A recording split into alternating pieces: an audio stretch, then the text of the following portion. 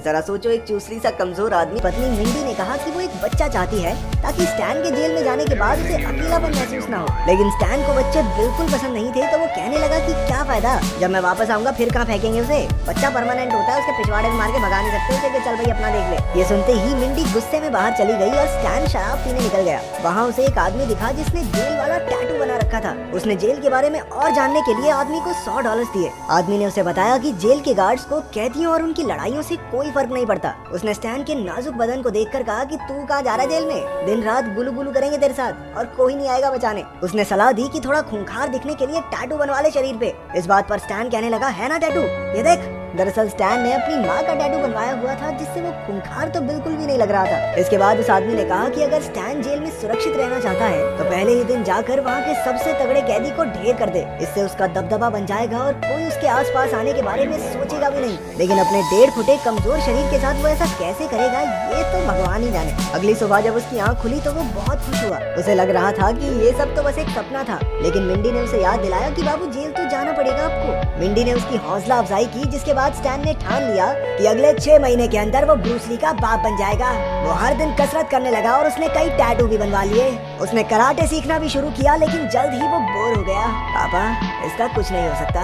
उसने टीचर को ही चुनौती दे डाली और कुछ बच्चों के साथ उसकी हाथापाई हो गई, जिस वजह से उसे धक्के मारकर बाहर फेंक दिया गया। तब उसकी मुलाकात हुई एक बूढ़े आदमी से जिसका नाम है दी मास्टर। उसने दीवार में एक मुक्का मारकर ही छेद कर दिया, जिससे स्टैन के तो होश उड़ गए। जेल जाने से पहले अगर वो फॉला उसी कराटे टीचर को फिर से चुनौती देने गया। स्टैन ने उसे चुटकियों में हरा दिया और इसी तरह उसकी ट्रेनिंग पूरी हुई। फिर मास्टर और वकील उसे कोर्ट तक छोड़ने गए। मिंडी ने अब तक उससे बात नहीं की थी, लेकिन वो भी छिप कर उसे देखने आई। आखिरकार वो अंदर गया और सारे कैदी एक बस में बैठकर जेल के लिए निकल पड़े। जब बस में एक आदमी ने उसे गलत जगह छूने की कोशिश की तो स्टैन ने उसकी पुंगी बजा दी। जेल में उनका स्वागत किया वार्डन गैस्क ने, जिसने साफ सीधे तौर पर कहा, देखो बेटा, किसी भी गार्ड को परेशान मत करना। अगर तुम हमें परेशान करोगे तो हम तुम्हें परेशान करेंगे। बाकी आपस में जो करना है तुम करो, लेकिन भागने की कोशिश मत करना, वरना पिछवाड़े पे गोली मार दी जाएगी, ठीक है। कैदियों की चेकिंग के दौरान उन्हें अपने पूरे कपड़े उतारने को कहा गया, लेकिन जब स्टैन की बारी आई तो उसका पिछवाड़ा देखकर सारे गार्ड्स डर गए। इसके बाद स्टैन अपने कमरे में गया, जहाँ उसे लैरी नाम के एक आदमी के साथ रहना था।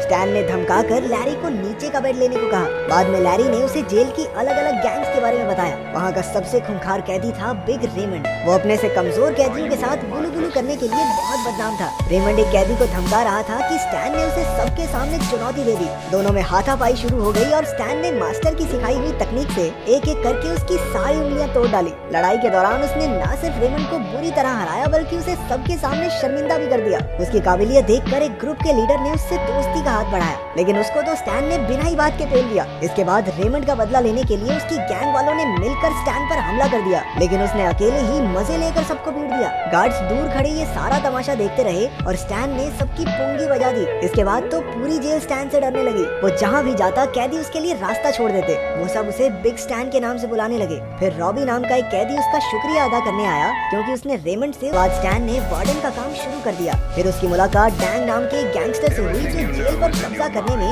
वार्डन की मदद कर रहा था। स्टैन ने उनकी बातें सुन ली और उसे पता चला कि वो कैदियों को आपस में लड़वा कर उन पर अंधाधुंध गोलियां चलाने की फिराक में है। इतना बड़ा कांड होने के बाद सरकार को ये जेल बंद करनी ही पड़ेगी। स्टैन ने सोच लिया कि वो सभी कैदियों की जान बचाकर रहेगा, फिर चाहे वो उसके खून के प्यासे ही क्यों ना हो। अगले दिन उसने सबको इकट्ठा करके कुछ नियम कानून बनाए। पहले तो उसने सारी फाइटिंग मूवीज और गेम्स को हटा दिया, क्योंकि वो कैदियों पर बुरा असर डाल रही थी। इसके बाद उसने साफ कर दिया कि कोई भी किसी के साथ जबरदस्ती करने की कोशिश नहीं करेगा। अगर करना है तो आपस में प्यार से, ठीक है, मंजूरी के साथ। देखते ही देखते खूंखार दिखने वाले बिग रेमंड ने एक दूसरे कैदी के साथ जोड़ी बना ली। वाह, क्या जोड़ी है। फिर लंच के दौरान रॉबी और कुछ आदमी उसका शुक्रिया अदा करने आए। स्टैन ने फिर से कहा कि वो तो सिर्फ अपना दबदबा बना रहा है, लेकिन रॉबी जानता था कि स्टैन को कैदियों की परवाह है। उधर बिग रेमंड और उसका नया बॉयफ्रेंड एक दूसरे के साथ बहुत खुश थे। इसके बाद स्टैन को मिंडी का खत मिला। उसने स्टैन को माफ कर दिया था और अब वो उससे मिलना चाहती थी। अगले कुछ दिनों में जेल में कोई भी लड़ाई होती तो स्टैन सुलह करवा देता। धीरे धीरे सब खुशी खुशी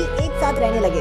एक दिन मिंडी उससे मिलने आई और दोनों ने प्यार भरे कुछ पल साथ गुजारे। वहीं वार्डन को स्टैन के कारनामों के बारे में पता चल गया। कैदियों के बीच फैलते प्यार को देखकर वो गुस्से से भर गया। उसने गार्ड्स को भेजकर जल्दी से स्टैन को अपने पास बुलवाया।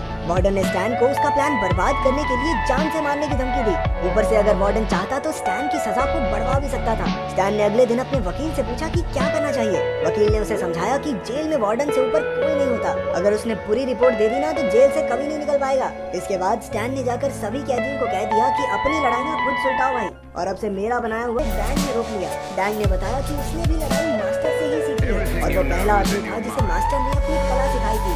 दोनों में जबरदस्त लड़ाई शुरू हो गई और डैंग स्टैन पर भारी पड़ रहा था, लेकिन आखिर में स्टैन ने जबरदस्त तरीके से उसे चुप कर दिया। उधर सारे कैदी अब हथियार लेकर इकट्ठा हो चुके थे। गार्ड्स भी उन पर गोलियां चलाने को पूरी तरह तैयार थे, लेकिन ये क्या, कैदियों ने तो मैक्सिकन गानों पर नाचना गाना शुरू कर दिया। गुस्से में आकर वार्डन ने बंदूक से अंधाधुंध गोलियां बरसा दी। सभी अफसरों ने उसे बिना बात कैदियों पर गोलियां चलाते देखा। अब उसका जेल में जाना तो तय था, लेकिन जाने से पहले वार्डन स्टैन को जान से मारना चाहता था। अचानक ऐन वक्त पर मिंडी ने उसकी जान बचा ली। पता चलता है कि वो भी पिछले 6 महीनों से मास्टर से ट्रेनिंग ले रही थी। इस घटना के 3 साल बाद स्टैन की रिहाई हो गई। बाकी कैदियों ने उसे अलविदा कहा और पैटरसन ने तो उसका टैटू तक बनवा लिया था। मिंडी और मास्टर उसे उनकी 3 साल की बच्ची के साथ घर ले जाने आए और इसके बाद सब